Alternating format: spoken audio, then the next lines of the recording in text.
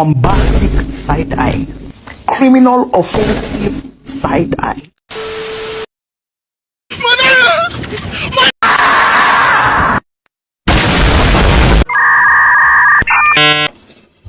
Kamu namanya siapa?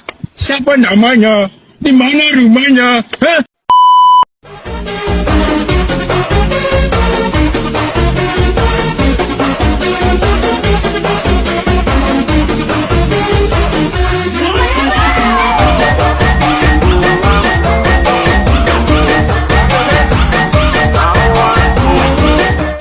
Assalamualaikum warahmatullahi wabarakatuh. Jadi video ini untuk memenuhi mata kuliah Etika Bisnis Islam. Jadi ada 3 persoalan. Yang pertama ialah bagaimana jika Anda menjadi pelaku bisnis, dan yang kedua, lalu Anda akan membuka bisnis apa, dan ketiga, bagaimana cara penerapan etika bisnis Islam dalam usaha kalian. Jika saya menjadi pelaku bisnis, maka saya akan membuka usaha kerupuk leko dengan berbagai varian rasa.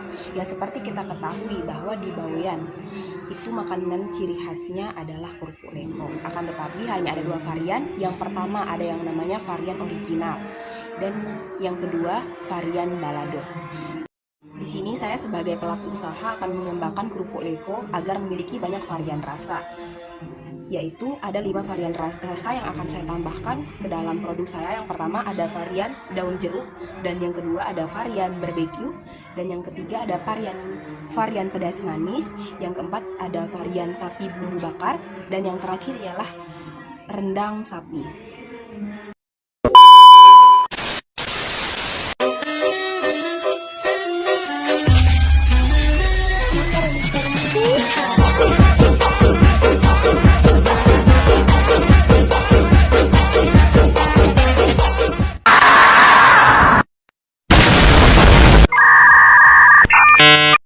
Baik, poin yang ketiga ialah kita akan membahas tentang penerapan etika bisnis Islam dalam usaha saya. Jadi, dalam berbisnis ada 3 aspek yang sangat kita harus perhatikan. Yang pertama adalah produsen atau produksi, dan yang kedua distributor atau distribusen, dan yang terakhir ialah faktor konsumen atau konsumsi. Jadi saya akan membahas satu-satu terlebih dahulu. Yang pertama yang akan saya bahas adalah produsen atau produksi. Di sini saya sebagai pelaku bisnis akan memperhatikan alat dan bahan, dari mana dia berasal dan apakah alat dan bahannya halal atau tidak. Terutama bahan ya, karena bahan sangat mempengaruhi bagaimana produk itu akan terbentuk. Dan yang kedua yang harus kita perhatikan adalah modal. Modal di sini berasal dari mana? Apakah sumbernya halal, sumber produksi?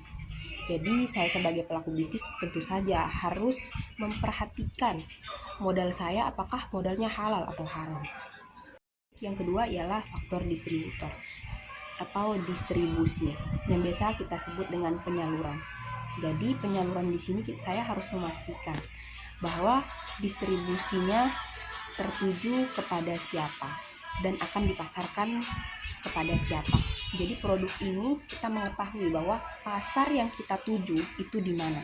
Jadi saya sebagai pelaku bisnis ada 3 pasar yang saya tuju. Yang pertama bukan hanya di Bawean, tetapi juga ke berbagai daerah di Indonesia, dan yang terakhir ialah luar negeri atau mancanegara lainnya. Jadi etika bisnis yang bisa saya terapkan di faktor distributor ialah bahwa tidak adanya kecurangan atau kelalaian dalam melakukan distribusi barang ke berbagai daerah. Dan jadi saya akan menerapkan berbagai macam cara pemasaran, seperti pemasaran secara langsung atau menggunakan sales, dan yang kedua ialah lewat online atau lewat sosial media. Saya akan melakukan promosi di sosial media seperti Instagram, Facebook, Twitter, WA, dan lain sebagainya. Saya akan melanjutkan ke poin yang selanjutnya, yaitu poin ketiga, yaitu faktor konsumsi. Jadi faktor konsumsi di sini yang akan saya bahas ialah tentang kepuasan pelanggan. Saya sebagai pelaku bisnis harus benar-benar memperhatikan kepuasan pelanggan, baik dari sisi produk yang saya buat apakah pelanggan tersebut puas dengan produk yang saya buat ataukah tidak puas.